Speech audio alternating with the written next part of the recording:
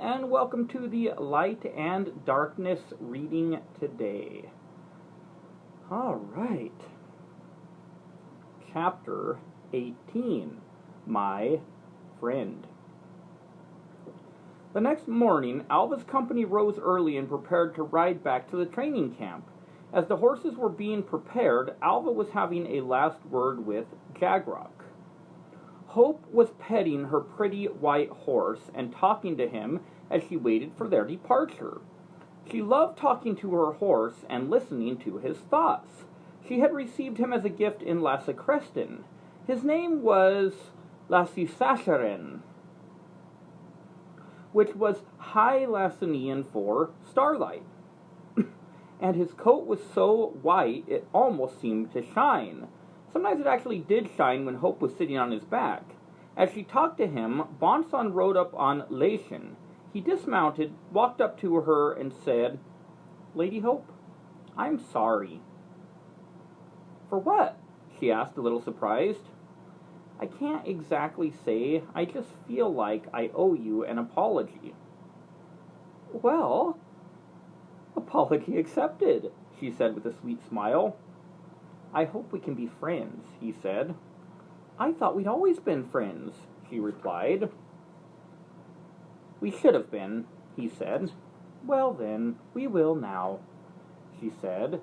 Then the rest of the company started to arrive, and they all set out across the rugged terrain.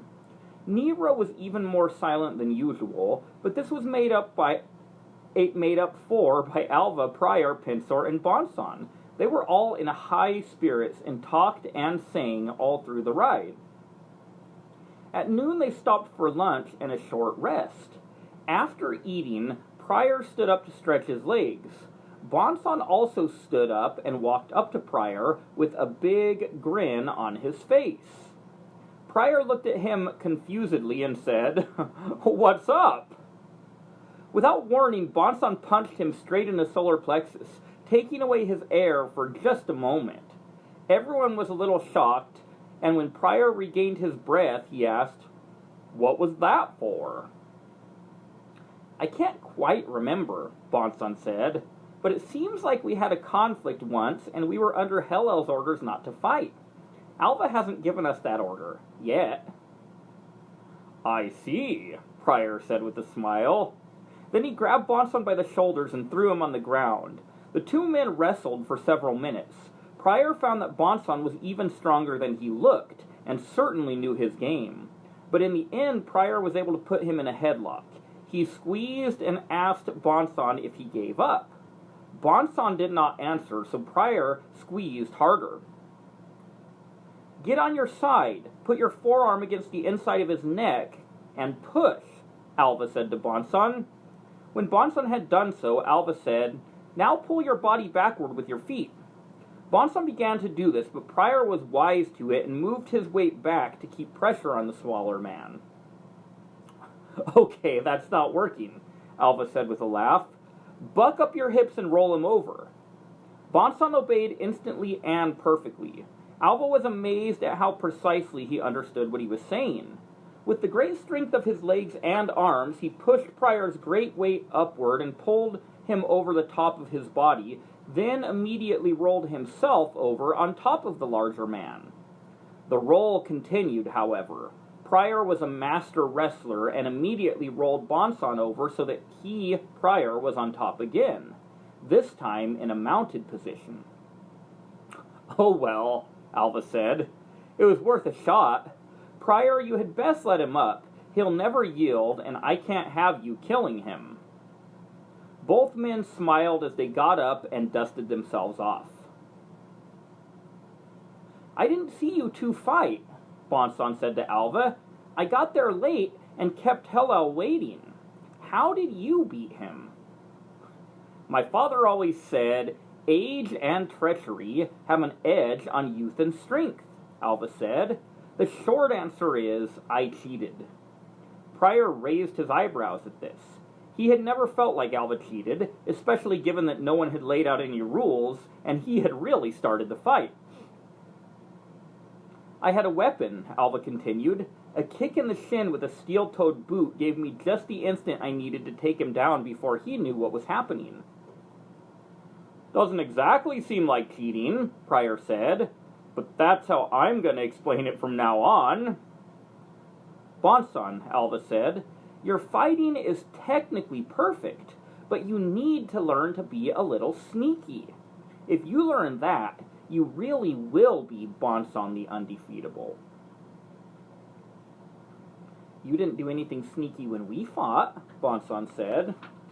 No, I had a point to make. Why do you think it took me 30 minutes? Alva said with a wink. So you are a man of no treachery except in a fair fight, Bonson laughed. My father always said, never fight unless you absolutely, morally must. When that happens, then it is your moral obligation to win. So in a real fight, the only rule is to win. So, you morally had to fight Pryor the day we met, Hope asked teasingly. Well, he also said, nobody's perfect, Alva replied. They all had a good laugh and then resumed their journey. After lunch, the company parted ways for the rest of the trip. Pryor, Pinsor, and Bonson would go straight to the camp outside of Braccia. Alva, Hellel, Nira, and Hope would make a detour to Hellel's estate on the slopes of the Camden Mountains, where Hope had grown up. They would get back very late that night, but Hellel wanted to look in on the servants, and Alva wanted to collect his faithful gray horse. He had not seen his horse since the day their journey had begun. The others' horses had been brought to them, but Alva had been in Lassacreston until he traveled to Grenvere. The horse was not fast, but he was strong, faithful, and fearless, and Alva wanted him for the war. He also wanted to see him because he missed him. For many years, this horse had been the only companion he had spent most of his time with. Hope was excited to show Alva where she grew up and introduce him to the servants and the dogs. She was also excited to meet his horse that he loved so much. Do you want to see the horse right away? Hellel asked as they rode up. No, Alva replied.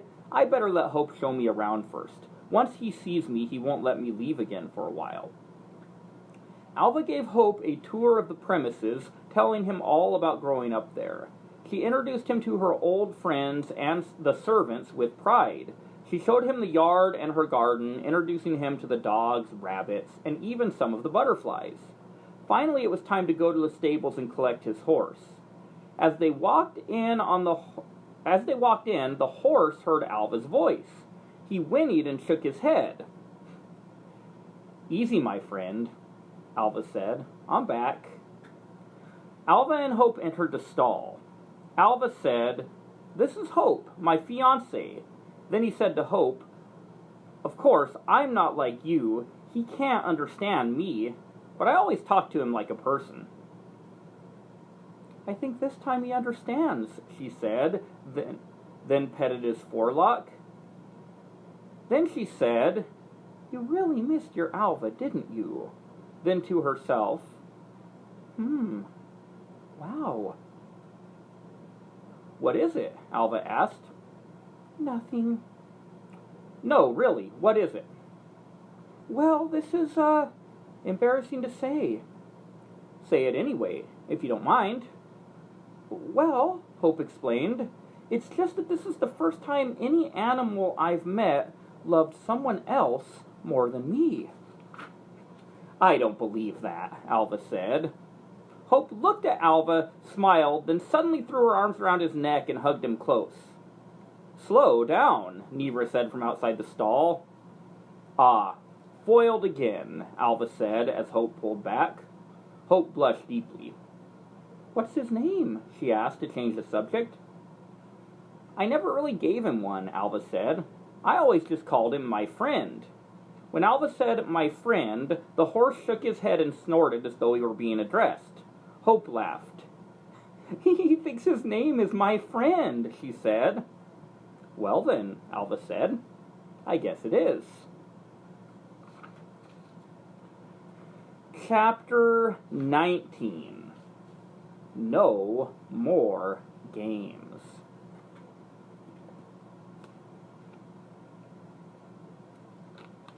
The day after they returned to the camp, Alva and Bonson began training their 100 best swordsmen to train the rest of the men as they arrived. Prior, Pinsor and the other leaders began training other men in various aspects of military science. Hellel began making preparations to move the training camp to join the military camp. Balsasanar began preparing to make sure the troops would be well supplied. Bonson seemed to have a much lighter heart, but every night after dinner he would go for a ride. There was nothing unusual in this. Bonson had been going on night rides since he joined them. It had been a way for him to cope with his grief and despair. His friends just assumed that it had become a habit. What they did not realize was that he had a place to be. However, they did see that every day the light in his eyes grew brighter and his smile became more frequent. Sverrian of Aknan had encouraged many fine swordsmen to join their ranks, and he spent his days focused on learning all he could from Alva and Bonson. Before fighting Bonson, he had believed himself to be the best swordsman alive. When he realized that this was not the case, he set out to improve himself by learning from the men who were. Alva named him both a captain and instructor, and he became Lord Bonson's right-hand man, as well as his friend. The day before the camp was to move, Alva and his generals decided to spend one last night at Sal's Inn in Brescia. This would give them the opportunity to put the final touches on their preparations and say goodbye to a few friends. They would have dinner and breakfast at the tavern, then ride back to the training camp, which would be moved out to the military camp the next morning. Thus, Alva, Hope, Nebra, Hellel, Pinsor, Prior, Bonson, and Diaron dined with Balsasanar in Sal's tavern for the last evening in a very long time. All the others who had been with them at the Battle of the Dry Lake were already with Jagrok at the military camp. Diron had become invaluable to Alva.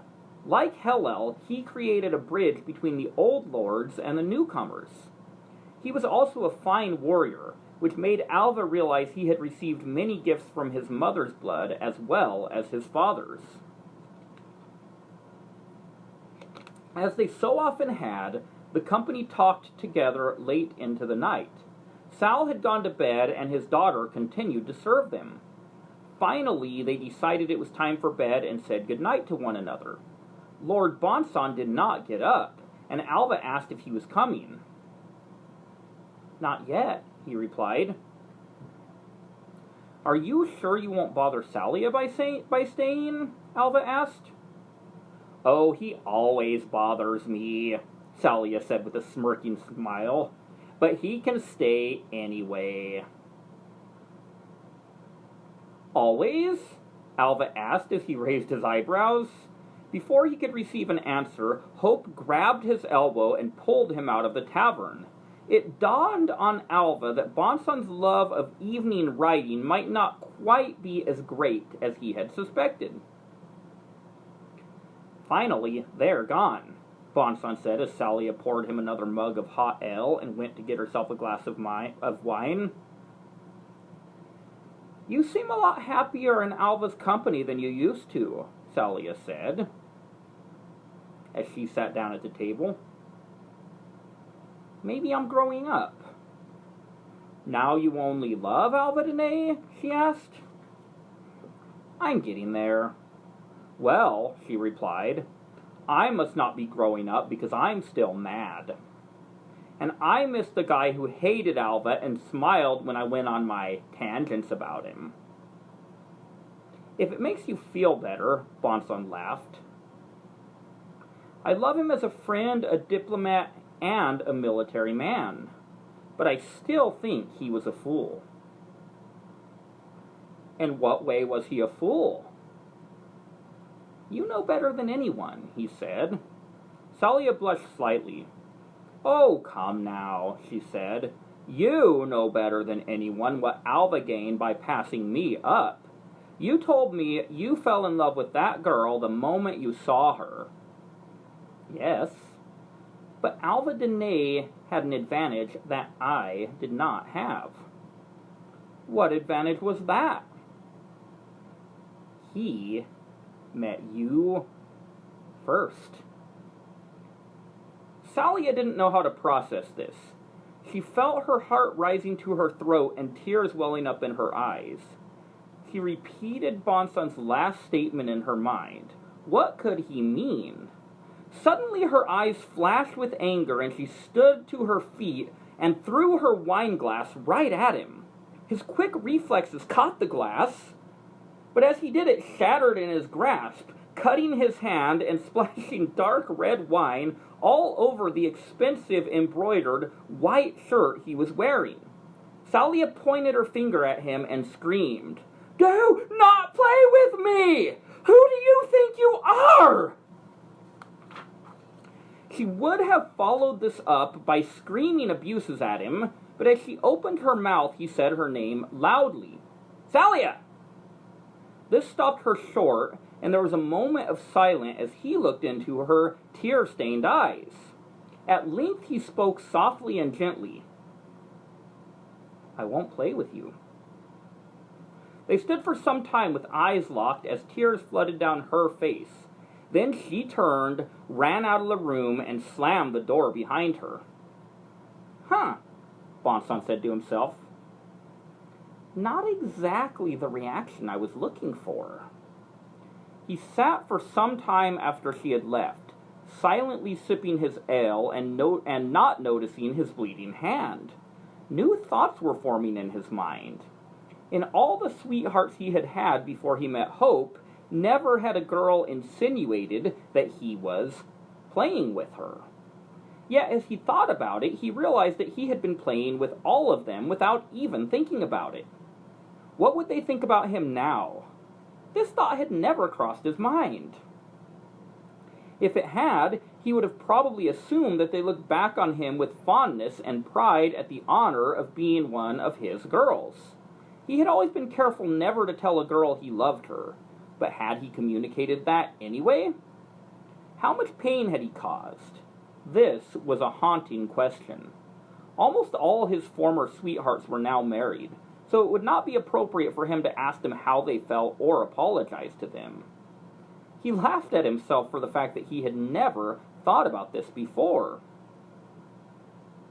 "Oh well," he said to himself. "Alva always says that the only direction a man can move is forward. I'm a new man. No more games." He got up, cleaned up the spilt wine and broken glass as well as he could, then went to the inn to get some sleep. Or not.